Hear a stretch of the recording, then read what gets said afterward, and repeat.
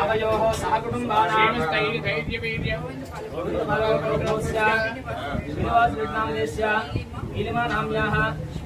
शिवानी नाम्याः नियुक्त Bhargava नामदेस्य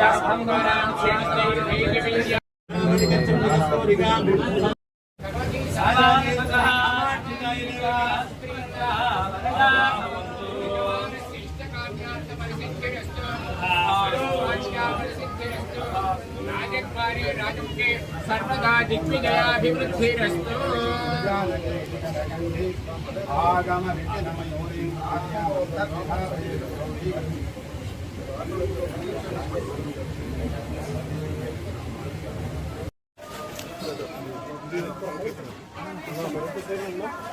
Sino tanda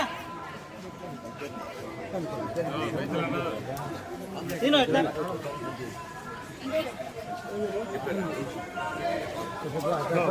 ಯಾರಿಗೆ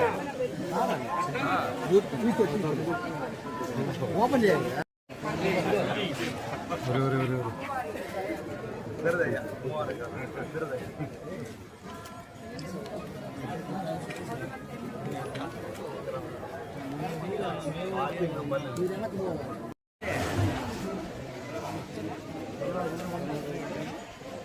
తీసారా అండి ఇద్దో తీసారా సార్ అనుకున్నాం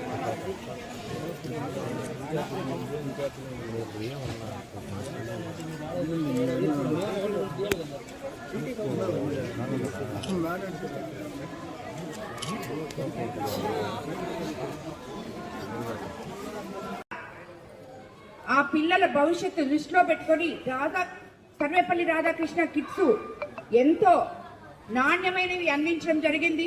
డొక్కా సీతమ్మ మధ్యాహ్న భోజనం పథకం సన్నబియ్యంతో పిల్లలకు అందిస్తున్నాం. రాగి జావ లాంటివన్నీ కూడా పిల్లలకి ఎప్పుడూ అందుబాటులో లేనివి ఈరోజు వాళ్ళ భవిష్యత్తు కోసం వాళ్ళు బలంగా ఉంటే చదువుకోగలరు అని చెప్పి ఇవన్నీ కూడా చేస్తున్నాం మనం. అలాగే ఒక క్లాస్ రూమ్ కి ఒకే టీచర్ అనే కాన్సెప్ట్ తో మన విద్యాశాఖ మంత్రి లోకేష్ బాబు గారు విద్యా వ్యవస్థలో సంస్కరణలు తీసుకొచ్చి పిల్లల భవిష్యత్తును దృష్టిలో పెట్టుకుని ముందుకు తీసుకెళ్తున్నారు. అలాగే మన ఉప ముఖ్యమంత్రి పవన్ కళ్యాణ్ గారు ఎక్కడైతే గుంతలు రోడ్లున్నాయో అవన్నీ కూడా పల్లె పండుగ అనే పేరుతో ఎన్ఆర్జీఎస్ డబ్బులతోనైతేనేమి 15th ఫైనాన్స్ డబ్బులతోనైతేనేమి మనము మామూలుగా పంచాయతీరాజ్లో దీంట్లోనైతేనేమి ఈ రోడ్లన్నీ ఆల్మోస్ట్ 75% 80% ఇప్పటికే కంప్లీట్ చేసాం. రాబోయే రోజుల్లో ఇంకా కూడా కంప్లీట్ చేయబోతున్నాం. ఈ నెలలోనే అన్నదాత సుఖీభావ రాబోతుంది రైతులకు అందరికీ. అదేవిధంగా ఆగస్టు 15 నుంచి మహిళలకి ఉచిత బస్సు ఇవ్వబోతున్నాం. ఇవన్నీ కాకుండా మనకి రాష్ట్ర వ్యాప్తంగా చంద్రబాబు నాయుడు గారు ఎన్నో అభివృద్ధి పనులు తీసుకొస్తున్నారు. లోకేష్ బాబు గారు ఐటీ మినిస్టర్ గా ఎంతో మంది ఇప్పుడే ఇక్కడ చాలా మంది చెప్పారు చదువుకొని ఉద్యోగాలని యువతి యువకులు ఉన్నారు. వాళ్ళందరినీ దృష్టిలో పెట్టుకొని ఎన్నో కొత్త కంపెనీలు మనకి తీసుకొచ్చి రాబోయే రోజుల్లో యువతకి ఉద్యోగ అవకాశాలు 20 లక్షలు మనం ప్రామిస్ చేసినాం. అంతకన్నా ఎక్కువగా ఇచ్చే దారిలో ఆయన నడుస్తున్నారు. కాబట్టి ప్రభుత్వం మన అందరికీ మంచి చేయాలని, ఇది మంచి ప్రభుత్వం అని, పేదల ప్రభుత్వం అని, పేదలకి ఏ కష్టం ఉన్నా కూడా ఇంకొకటి ఇల్లు అందరికన్నా ముఖ్య సమస్య. దాని మీద కూడా మనం డ్రైవ్ తీసుకుంటూ ఉన్నాం. అవన్నీ ఒకేసారి మనం సరి చేయలేకపోతున్నాం. ఎందుకంటే దాంట్లో జరిగిన అవకతవకల వల్ల ఇల్లుంటే పేరుంటే ఇల్లు లేదు, ఇల్లుంటే పేరు లేదు. అలాంటి వాళ్ళు ఎంతో మంది ఉన్నారు. బేస్మెంట్ కట్టే వాళ్ళ ఇల్లు ఆగిపోయింది, వాళ్ళకి తిరిగి వేరే ఇల్లు ఇవ్వలేం, ఆ బేస్మెంట్ ని పైకి లేపలేం. అలాంటి పరిస్థితుల్లో మనం ఉన్నాం. ఇప్పుడు దాన్నంతా చక్కదిద్దుకొని ఎస్టీ ఎస్సీ కాలనీలకి బీసీ కాలనీలకి ఎక్కడైనా కూడా ఇవన్నీ రెక్టిఫై చేసుకుంటూ ప్రతి ఒక్కరికి మన తెలుగుదేశం నినాదం ఏదైతే ఉందో కూడు గుడ్డ నీడ అనేది, దీన్ని తప్పకుండా ముందుకు తీసుకెళ్తాం. ఎస్టీలకి అందులో మన కోవూరు కాన్స్టిట్యున్సీలో ఉన్న ఎస్సీ ఎస్టీలు హామ్లెట్స్ 138 ఉన్నాయి. ప్రతి హామ్లెట్ లో కూడా నేను వస్తాను. రోడ్లు, చవిటి కాలువలు, ఇళ్ళు, వాళ్ళకి అందవలసిన బెనిఫిట్స్ అన్నీ కూడా ప్రభుత్వం తరఫున అందిస్తామని చెప్పి మీ అందరికీ కూడా మాటిస్తున్నాను. అదేవిధంగా ఈరోజు ఈ జొన్నవాడలో మనం ఆల్రెడీ అమ్మవారి దయేమో 40 లక్షలతో పనులు చేశాము. ఇంకా కూడా రాబోయే రోజుల్లో ఇంకా పనులు కూడా చేయబోతున్నాం. ఎన్ఆర్జీఎస్ ఫండ్స్ అయితేనేమి, పంచాయతీరాజ్ ఫండ్స్ అయితేనేమి, మన మామూలు గ్రామ 15th ఫైనాన్స్ ఫండ్స్ తోనేమి, అదేవిధంగా ఫౌండేషన్ అన్నీ కలిపి ఇక్కడ 40 లక్షల పనులు మనము ఆల్రెడీ చేస్తున్నాం.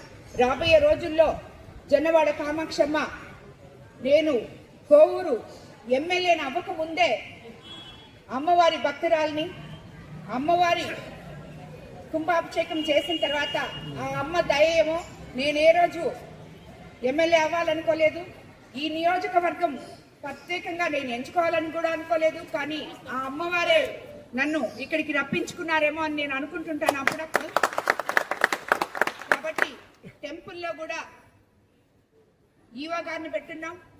మంచి క్రమశిక్షణతో ఇక్కడికి వచ్చే భక్తులకి ఎటువంటి అవాంతరాలు జరగకుండా, అన్యాయం జరగకుండా, వాళ్ళు ఇబ్బంది పడకుండా ప్రతి నిత్యం భక్తులకి తోడుగా అడ్మినిస్ట్రేషన్ ఉండాలని నేను కోరుకుంటున్నాను. అమ్మవారి దగ్గరికి వచ్చే భక్తులకి ఎటువంటి ఇబ్బందులు ఉండకూడదు అని చెప్పి ఇక్కడ ఉన్న అధికారులు కూడా నేను మరోసారి కోరుకుంటున్నాను. అందరము అమ్మవారి సమక్షంలో ఉన్నాము, అన్నీ మంచి జరుగుతాయి అని మనం అందరము అనుకోవాలి. ఏది జరిగినా మన మంచికి అని కూడా అనుకోవాలి.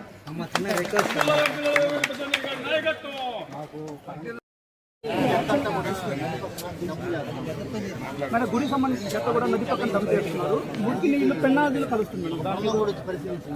ఆల్రెడీ గ్రీన్ ట్రిబ్యునల్ ఎన్జిటి అధికారులు అదంతా ఆల్రెడీ నేను క్లీన్ చేయమని పంచాయతీకి, ఈఓ గారికి చెప్పడం జరిగింది. చేస్తున్నారు కూడా. అంటే అదే ఎక్కడికక్కడ డస్ట్బిన్లు పెట్టి భక్తులు కూడా అవేర్నెస్ ప్రోగ్రామ్ కొంచెం కల్పిస్తే అది బాగానే జరుగుద్ది. అదే నేను వాళ్ళకి ఆల్రెడీ చెప్తున్నాను. తప్పకుండా ఆ చెత్త అక్కడ వేయకుండా చూసుకునే విధానంగా పంచాయతీ కానీ, ఈఓ గారు కానీ దానికి తగు చర్యలు తీసుకుంటారు. తప్పకుండా భక్తులకి ఎటువంటి ఇబ్బంది లేకుండా చూసుకుంటారు.